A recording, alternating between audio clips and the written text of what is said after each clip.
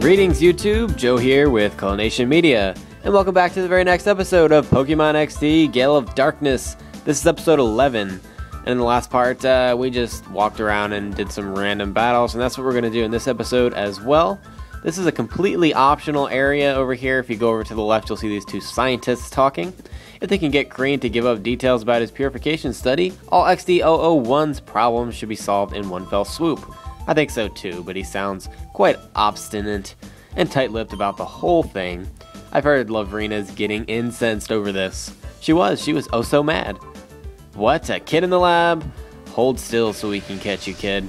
And they're both going to battle you. It's kind of like a gauntlet type thing, although there's only two of them, so it's a very short, not so difficult gauntlet. Honestly, the most difficult part of this entire series of two battles is going to be knocking out that Wynaut without getting unlucky and killed, basically. We're going to take out the Swablu first, and I'm going to explain why the Wynaut is so difficult. Well, not difficult, but dangerous. It's actually not that difficult at all. It is a pure Psychic type, so it is weak to the natural Bug and Ghost and Dark type moves, but it goes with the moves Mirror Coat and Counter quite often, and in fact I don't think it can learn anything else besides Charm and Safeguard. And I don't know if it learns Destiny Bond or not. I'm not entirely sure. I know Wobbuffet can learn that, and that's Wynaut's evolution, but basically what those two moves do, and I'm talking about Mirror Coat and Counter, for Counter it doubles the amount of physical damage and then inflicts that back on whoever inflicted the damage originally on Wynaut, and Mirror Coat does the same thing for special attacks, and with its high HP and defensive stats, it can just deal an incredible amount of damage, and most of the time it's going to knock you out in one hit. So I went for the bite there on Wynaut to try. Wow, I honestly thought that was going to kill him. Crap. So if he goes for Mirror Coat here, basically Vaporeon is going to get knocked down in one hit, so we're going to keep our fingers crossed. Normally I get lucky here. Not sure if that's going to be the case this time. Corsola goes down. Another high defensive Pokemon there. And he goes for the Mirror Coat. That's going to be it for Vaporeon. Crap! Wow. Very, very unlucky. Alright, who do we have here? Let's go with... Yeah, let's go with Gulpin, just to make this embarrassing. Right. Oh, actually, that lowered his Shadow Bar by quite a lot. We're going to use the Revive on Vaporeon, so he still gets some experience. That may be a waste of an item, but we're also going to embarrass him by licking him and killing him. So he got double embarrassed. First of all, he got knocked out with a Gulpin on the field, and he got licked to death. Literally. Ha. L-Rock. Take that. The other thing that I didn't really think about before was that you also get a decent amount of money. Like that first battle netted us 850 Pokédollars, and I don't know what this one nets, but it's got to be somewhere in that ballpark. So you get an extra, you know, $1,500 or $1,600. That's pretty cool. And it's the Slifer R&D Coffee. His name is Coffee. Awkward spelling, but yeah, cool. He has a Dustox and a Wingull. Dustox is very annoying, and in fact, so is Wingull.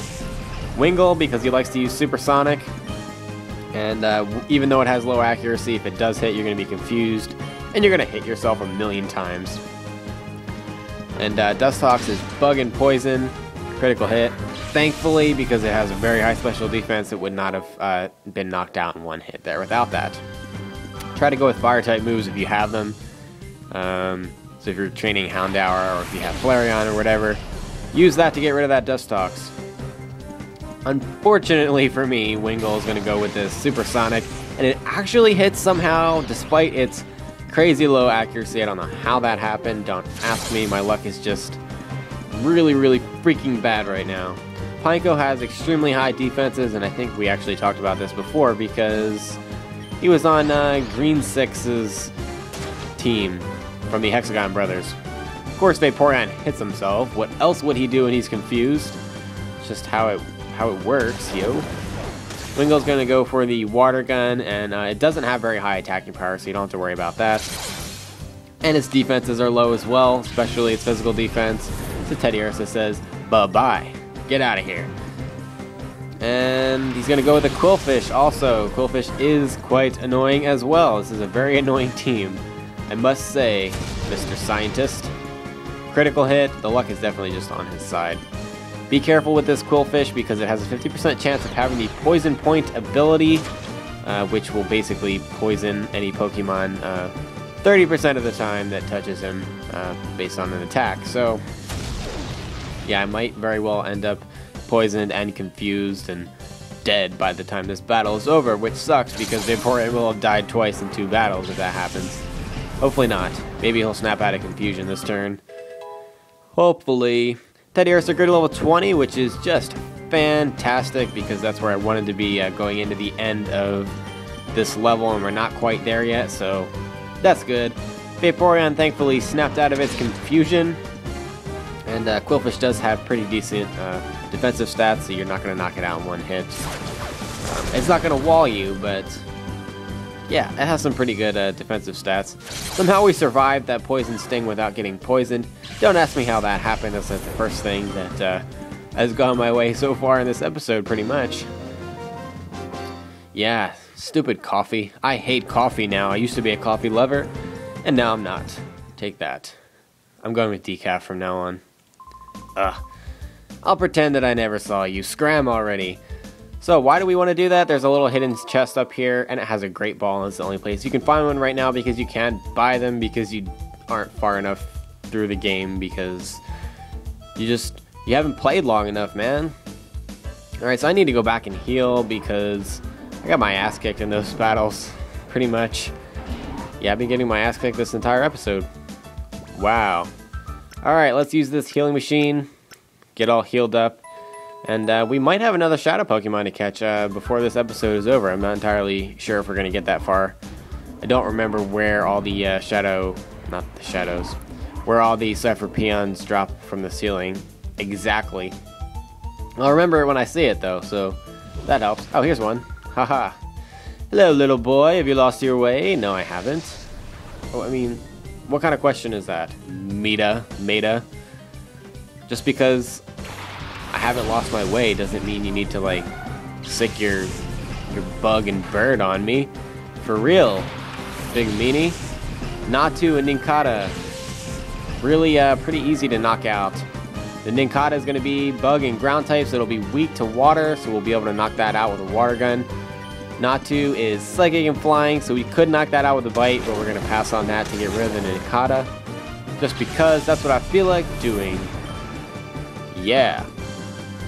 And Natu does have pretty poor physical defense, like most psychic types. So Return should be able to knock it out in one hit, and we shouldn't have to worry about that. Wailmer is not really that much of a danger. It is a pure water type, and it has crazy high HP stats, and that's probably the only reason you're not going to be able to knock it out in one hit. If you have Jolteon, Thundershock may very well just get rid of it.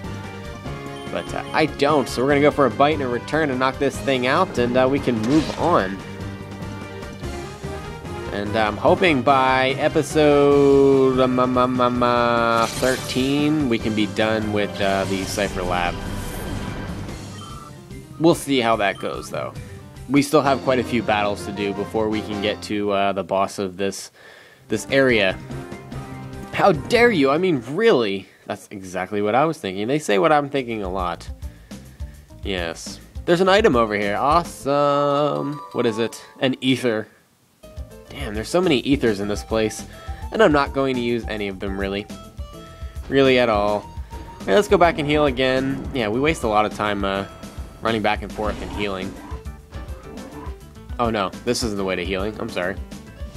My bad. We're going the right way. Where do you think you're going? Stop that scurrying around. Yeah, I got really confused. Thankfully, I didn't actually need healing, because I would have been in trouble there. Anyway, we are going to have a Shadow Pokemon in this battle. Starts off with a Carvanha and a Magnemite. Don't get your hopes up. It's not Magnemite. Yes, and I'm actually right about that one, so yeah. It's going to be the Carvanha. who is extremely fragile, really bad defenses, so do not hit it with anything powerful unless it's not very effective, and even then, be careful with it. Carvanha does have the... what is it called? Rough Body ability. There we go. Another brain fart. Today is just not my day, my friends. It does have the, yes, the Rough Skin ability. So, did I say Rough Body before? I'm retarded if I said that. I believe it's called Rough Skin. And what that does is it inflicts, I think, 1/16 of your entire HP back on you in recoil damage when you hit it with an attack, and you'll see it here in a minute. Rough Skin, there you go. That's the right wording. Way to go, Joe. Way to go. Keep up the good work. And Magnemite's just going to be kind of annoying with its Thunder Shock. It is super effective on Vaporeon, and because of its Steel type, it does have a lot of resistances, but we'll be able to get rid of it pretty easily. And like I said, take it extremely easy on this Carvanha. You want to make it so that you have to get a critical hit to knock it out. You don't want to hit it with anything that really has any power behind it, because its defenses are really that bad. It is a Water and Dark type, just for your reference, and it will evolve into Sharpedo at level 30. And it has pretty good attacking power. It doesn't have the best not physical attacking power. Doesn't have the best special attacking power, which kind of sucks considering both of its types are special attacks, special whatever. But it has its uses sometimes, and it is quite fast, so it has its advantages for sure. Psyduck really doesn't put up much of a fight here. You don't really have to worry about him at all. But that Shadow Blitz can really start to do a number on your team if you're not careful. If you don't have Umbreon or Vaporeon that can just absorb hits like that, it can very easily knock you out. We did get a critical hit there, but thankfully we're just using Lick, so we don't have anything to worry about. Psyduck flinched, so that actually went our way for once. And now we can get rid of Psyduck. Goodbye. I wish I would have gotten that critical hit the first time to get rid of it, but I guess it's all good. It all worked out. And Cabol's the last Pokemon is going to be a Remoraid. And we'll be able to knock that out pretty easily as well. Shadow Blitz knocked out Teddiursa, which sucks. I honestly didn't think that was going to knock him out. Crap, let's see here. Let's go with Mareep because we have a good shot at being able to paralyze this Carvanha and slow it down because it is fairly fast. And give us a better chance to capture it. It is only at level 15, which I just realized. We still haven't made it back to the level 17 that the Shadow Pokemon were back when we were fighting the Hexagon Brothers before we even entered this lab. Which is kind of strange if you ask me. Tackle honestly almost killed that Carvanha, which really isn't surprising to me at all. And I was kind of hoping he was going to attack Mareep and get the static paralysis, but that's okay. Remoraid stupidly goes for the lock-on, which is going to do basically nothing. All it does is ensure that your next attack is going to hit, which is good if you're going to use like Zap Cannon or something, but this Remoraid definitely doesn't know that. And thankfully, Mareep had a Thunder Shock ready for Remoraid, and it's going to knock it out in one hit because electricity is not good for water types. Vaporeon grew up to level 21, and let's see, we're going to go for the Sand Attack. And we're going to try to catch this thing finally. And that's going to be the end of this episode after we capture this Carvanha. We got a decent amount done. We got our ass kicked most of this episode. Just not on my game, that's for sure. Yikes. Hopefully next time we'll do a little bit better. Or a lot of bit better. Either one. That's going to do it for Cabal. We caught that Carvanha. We're obviously not going to use it because we already have Vaporeon. But not a bad choice. It does have its uses, for sure. That's going to be it for this episode, guys. Thank you very much for watching. And the next episode, we may get up to Lovrina. But if not, we'll save that for part 13. Stay tuned for part 12. Game on.